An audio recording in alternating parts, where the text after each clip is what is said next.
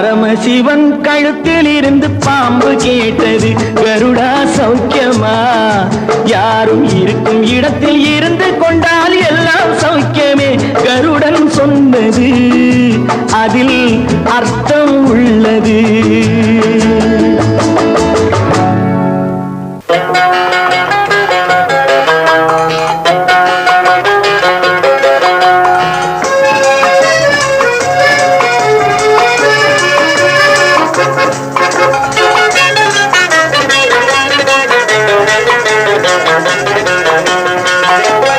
என்னதான் நடக்கும் நடக்கட்டுமே, இருட்டினில் நீதி மறையட்டுமே. தன்னாலே வெளிவரும் தயங்காதே, தலைவன் இருக்கிறான் மயங்காதே. என்னதான் நடக்கும் நடக்கட்டுமே, இருட்டினில் நீதி மறையட்டும்.